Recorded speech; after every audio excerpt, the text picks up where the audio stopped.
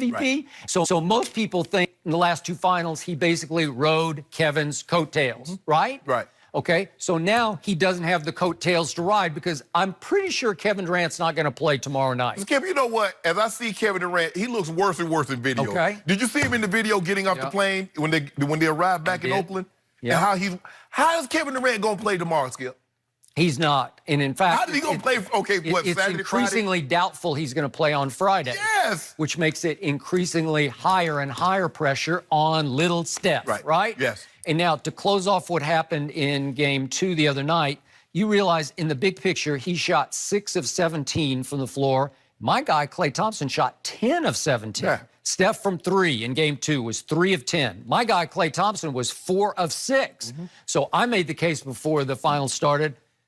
A little bit of a dark horse pick, but I got Klay as the finals MVP. Where would they have been without Klay's explosion the other night in the first quarter? Oh, they'd have been down. Stave off the onslaught. They'd have been down 15. They would have been down 15. So he helped them keep their head barely above water, where they could barely breathe. And by the way, he goes out with 8 minutes left. He had scored 25 points with 8 minutes remaining. Yes. Well, if he stays on the floor, I think that total is going to increase into the 30s. Yes. And he's going to be the star of the night. And maybe his MVP odds head would have ticked up after that. But instead, he went out with 25, and he wound up the Golden State's high score for the night with 25 points because Steph managed only 23 total points. Right. But he's in the catbird seat. Well, Skip, right now, look, we knew coming into this finals without Kevin Durant that Steph Curry was going to be the sentimental favorite to win the finals MVP. He's a legacy player, who's going to get some legacy sympathy votes. That's the way, Skip. Okay, well, you said it. You said it's a harsh word, but it's true. It is. Yeah, and I do think I don't know if he's beloved in the media, but he's liked in the media. Well, he's always... Yeah, he is. He's accessible, he's cordial, he's open, he's quotable. He's hard to dislike, Skip. Because he's like a normal guy. I mean, this guy's 6'2". I mean, he's like a guy you see walking down the street. He's not this hulking, dominant 6'9" guy or a 7-foot Kevin Durant. He's not one of these guys. And people look at him like, oh, my son could grow up and be 6'2". He could shoot threes like Steph Curry. They're like, not going to be no 6'9". He's not going to be Michael Jordan, be able to defy gravity and hang in the air and do all that Kobe Bryant stuff. They look at Steph as like a normal guy. He is a normal guy. He is. Until he gets on the basketball court. Then he does globetrotter stuff. I've never seen anything like it. But Skip, what has been the story? Like I said, it took me a while to understand this. Getting into TV, it helps you understand this. Sports are really not about score. Sports are about stories. And what's been the stories with the Warriors is that Kevin Durant's been injured and Steph Curry has been the Steph Curry of old. That's the story. The narrative, as they call it. Yes. Yep. So now, here we are. No KD. I don't believe KD's going to play. Banged up Klay. Kevon Looney is out. Okay, we won one with Toronto. Okay, he brings this, they get this thing across the finish line. Steph Curry's getting the credit. Steph Curry's going to get that MVP. So to your point, Steph's tear in the last quarter and a game against Houston and the 4 games against Portland was the greatest tear of his career. Yes. I've never seen anything like it before. But it was what was left of a reeling Houston, and Golden State was able to flip a new switch with no KD, and they just shell-shocked Houston. And I think it was more about Houston losing than Golden State winning, even though Steph was tremendous. And it's coming out now that there might have been some fabrics ripping behind the scenes in Houston. Between Harden and CP3. And now it sounds like Daryl Morey, the Houston GM, is willing to blow it completely up and start over. That's what Steph and Klay and Draymond did to them. And it led right into a Portland series against, to me, I don't know if I go to poor defensive team, but I think it was the worst defensive team in the playoffs. Okay. Portland. I can live with that. And Steph can get his. He can have his way with the Portland guards. They're not going to be able to guard him the way he's being guarded now by the best defensive team in the playoffs, Toronto. So now it leads to box in one. Why did Steph not even take a shot in the fourth quarter? Because Nick Nurse, to his credit, he is impressing me more and more by the night. He says, let's go box and one. It is completely shattering the mold. NBA coaches do not use box and one. It's a high school defense, Correct. right? Right. It's almost a church league defense. It's even lower than high school. Oh, they have a great kid over there. Well, let's put one kid on him and face guard him, and the rest of you guys just play a box zone, right? Correct. And then you kind of help out as you can. And so how could Steph not even get a shot up against that? Because you would think, what do they do so great? They pick and roll for him up high, but they don't have Kevon Looney, who is their best screener.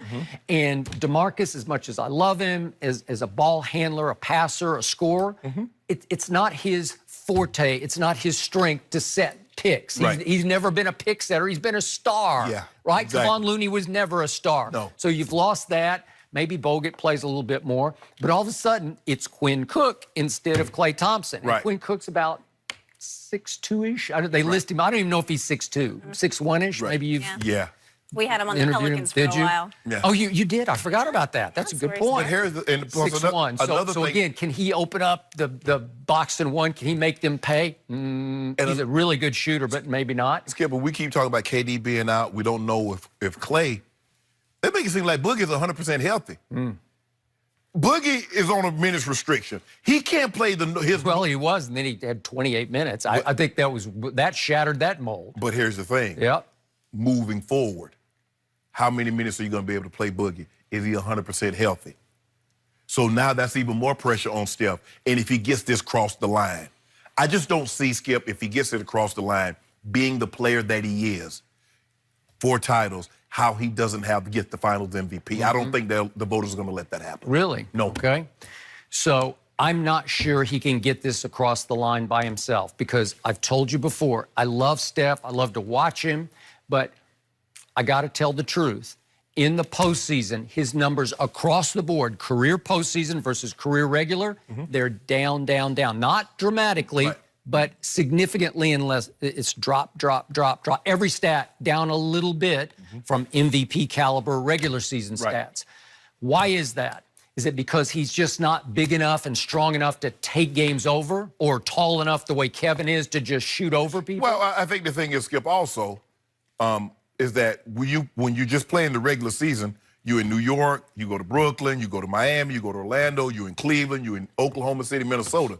But when you play in a 7-game series, the team's focused. Okay, what are they doing? And it's an adjustment night to night. We don't have to start from scratch because when you go to another city to city, they're starting from scratch. Okay, this is what they like to do in this situation. Okay, let's take this away. So even though it's down slightly, I mean, the last 2 finals, Kevin Durant had historic because in Game 3 last year, Skip, remember KD had 43.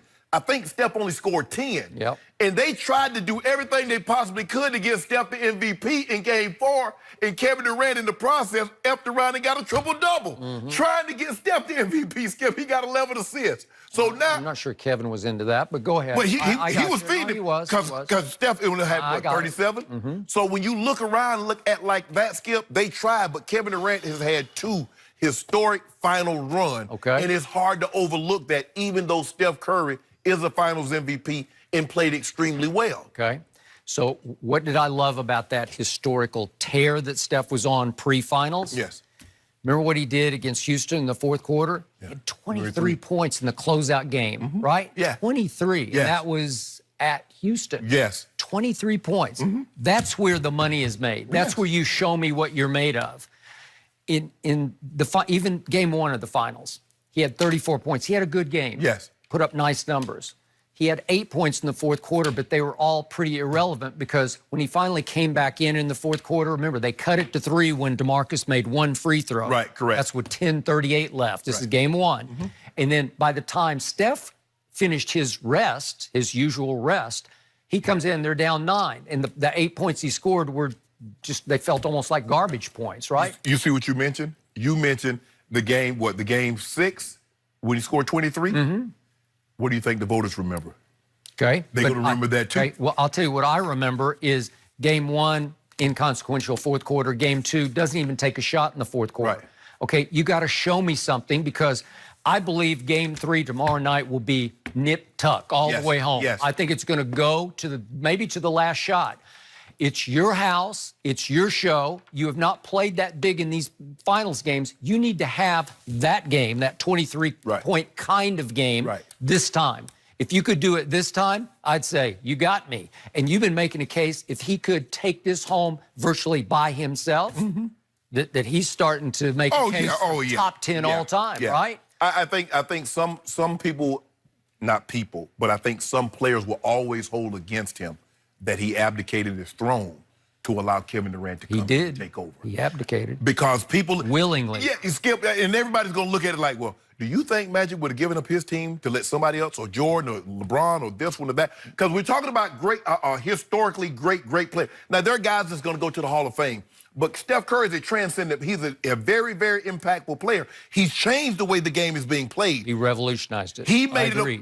Instead of dunks and being in the paint, he made it cool to shoot the three. In the regular season, he did. Go ahead. Because, you know, Greg Max and Tom Glavine said chicks dig the long ball. Well, I guess now chicks dig the long shot. It used to be the dunk skip. You get the crowd going, you dunk on somebody.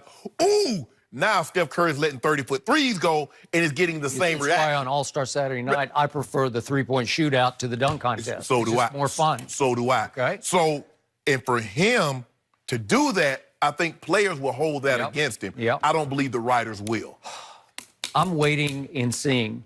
I still don't quite trust Steph, and I love to watch him, but I don't quite trust him in fourth quarters of finals games. That's a daunting task, what they're asking him to do it without KD. Well, this is it. And if Clay can't go. His degree of difficulty is going to be through the Oracle roof tomorrow night. Yes. And if he can stand up to it, I will stand up and applaud right here on Thursday's show. Okay. Looking because forward he to will seeing deserve that. it. Yeah. Well, I'm looking forward to seeing him live up to that because I'm not sure he can. So you might be taking this might be a chance I get that Duke back. Because it looked like you leaning towards the Raptors. That's what it looked like to me. Yesterday, about 5 times on the show, I'm leaning Toronto in Game 3.